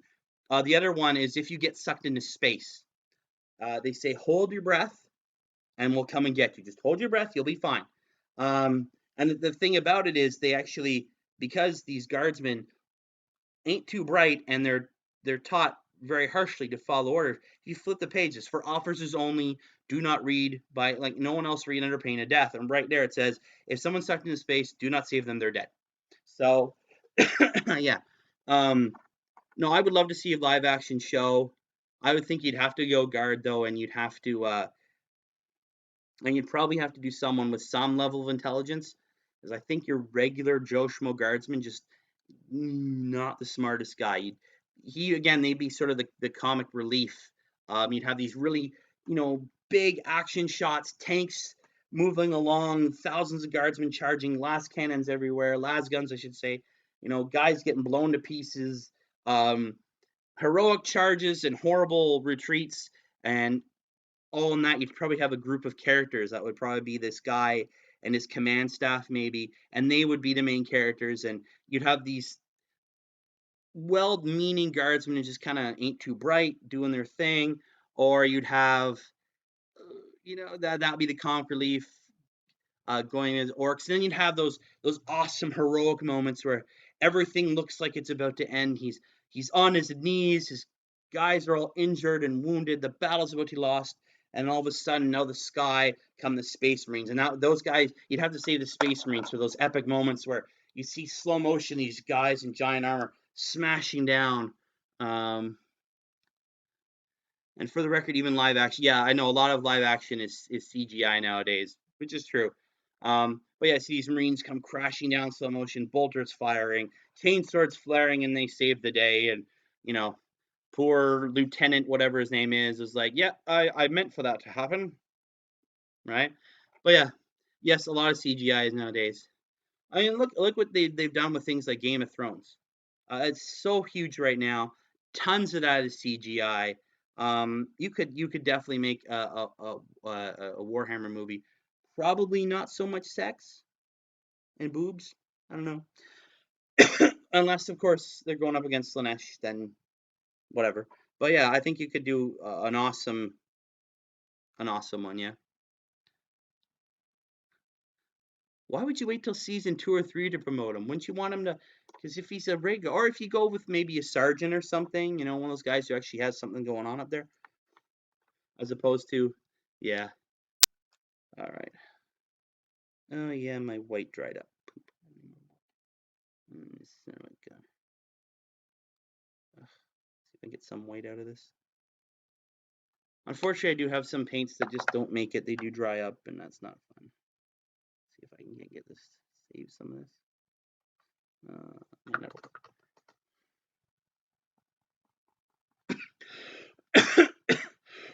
Excuse me, my throat is getting dry. I'm blabbing so much. Hopefully I'm not boring anybody to death. Tell me if I am. Is this white any better? Oh, it actually is. Look at that. Dang nabbit it is. Sweet.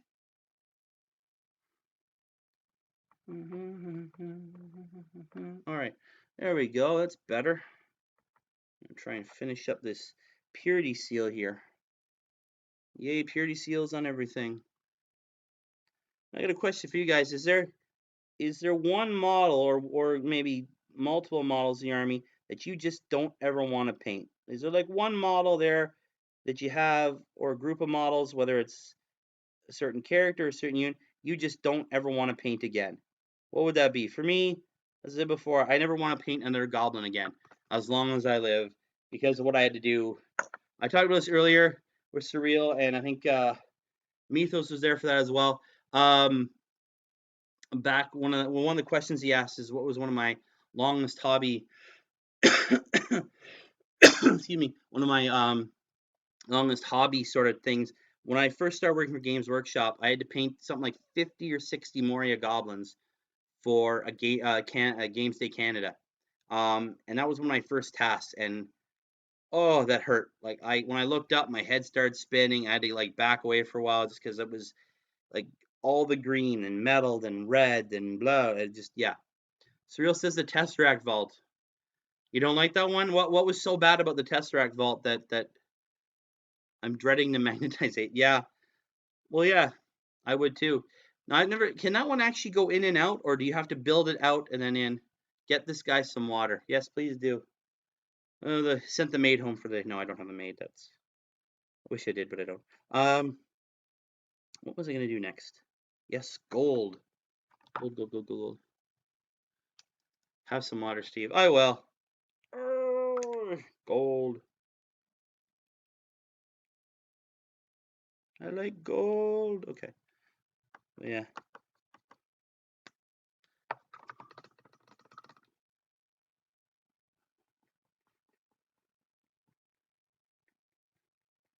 Mm. All right. Let's see if we can get this mix already. Mix. Bring back the gold. There we go. What kind of braze of gold I have there? Does that other gold even work anymore? My shinning gold. Are you all dried out? I might be able to make you worked out, but we'll do this first. My shinning gold or shining gold, whatever you want to call it. All right, so we know that Surreal doesn't want to do the Tesseract vault. Anything? Oh, can you move your camera around to show us? Show you what? My house? Never, because I have kids and it's a mess. No. Right now I'm just working on the Aguila on his chest plate here. Get the first layer of gold on there. I'm old school. I've been doing this for a long time, so I like to take some extra steps that I think most people don't nowadays to get my all my colors looking the way I want. Not that there's anything wrong with the way they're doing it now. So is Mike Myers a national hero in Canada? Yes, yes he is. I don't know how many streets are named after him. There's probably a bunch somewhere. Probably in his hometown. There's probably a Mike Myers Street. I'm pretty sure there's probably one in Ottawa somewhere, and God knows what. And what are you painting? Funny guy. Am I painting up a I'm really close. A Space Marine. For Warhammer 40,000. I'm pretty sure he's got a bunch of streets named after him, for all we know. He's one of those guys that's kind of retired from being a funny guy. He's writing books now and stuff. He's one of those guys. I think he realizes his time as a funny man has passed him by now. Still super funny. He had a cameo in Inglourious Bastards. There, it was pretty good. Jim Carrey better. Ugh. I'm sorry, I might have to disagree. That Jim Carrey is another one of those guys who his best years are behind him. He's not that funny anymore. He's actually kind of gotten really very weird in his later years now. It's kind of I remember watching uh, uh, James Carrey back on his In Living Color days way back in the day, uh, which is pretty funny. He was funny then. That's where he developed some of his stuff that would end up in Ace Ventura and all other crazy cool stuff. Will you write a book? Probably not. If I write a book, it'll be why I should never write a book. I don't know. I don't think my life is that. Lol, yes, bring that up. Bring what up? Jim Carrey? His good old days of In Living Color?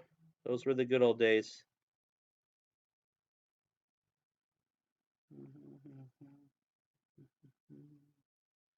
All right, guys, I'm probably going to wrap this up in the next little while. Thanks for everybody for joining in. I'm going to give it maybe another 10 minutes or so. I just want to get more of this done. And then unfortunately, as is with many things, I have to get on with real life. I'll have to go to work soon. I got to get stuff ready for the kids and all that. Real life sort of tends to get in the way. Hey, Mike says. What's up, Mike? What is up? All right. Yeah, so right now I'm just adding the gold. So it looks somewhat like this guy here. So I have one that's done. This guy's getting the once over. I'm just trying to get the gold done on the skull on the bottom of the sword pommel here. I think I've got it. I forgot I have to put the red in there. I had red before. I should probably get the pommel done. It's hard to believe JLo got her start in Lumen Color. She was one of the dancers. Yes, she was. Well, you got to start somewhere, right? I mean that show spawned the careers of a bunch of people. Some more successful than others, but lots of different actors and actresses got their start on that show. I mean, we can thank that show for things like Ace Ventura and all those other movies that some of these people came up with because they had a chance to show off their abilities on that show. Oh, I'm not even going to answer that question. Probably no. I'm not even going to go there. I'll leave that one for you guys to discuss.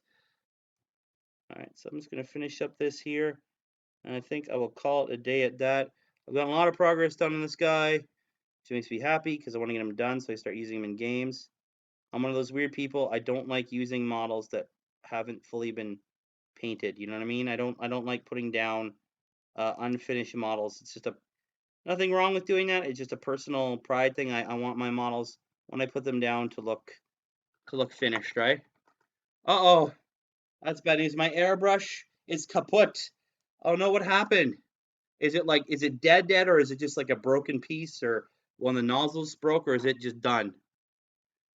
I really hope it's not done because that can get expensive.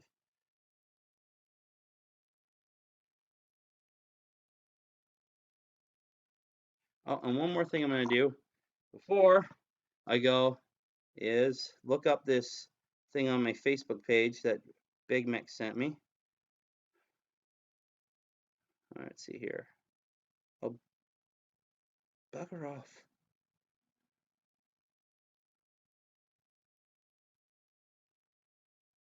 So we got here a message, and let's see here. Oh, it won't let me open it on here. I'll take a look at it later. There's a Surreal Silver, my favorite Canadians ever, John Candy Ramirez. Yes, they're awesome. John Candy was fantastic. And Dan Aykroyd, yes, those were some of our comic legends. They're fantastic. A big man says there's a bucket somewhere inside, I think. Oh, I hope you can fix that, buddy. All right, guys. Thank you very much, everyone, for but you guys can have Bieber back. Trust me, we don't want him. Why do you think we sent him to you? We don't want him. We really don't. Well, guys, thank you very much. I'm gonna call it there. You guys are awesome. Thanks for joining in. Thanks for the chat. For just sitting here listening to a crusty old veteran like me blather on. And as normal, guys, thank you very much for joining in. Thank you, Big Mac. Thank you. And as always, guys, keep rolling those dice, and I will definitely see you guys later. Bye bye. See if I can shut this thing down now.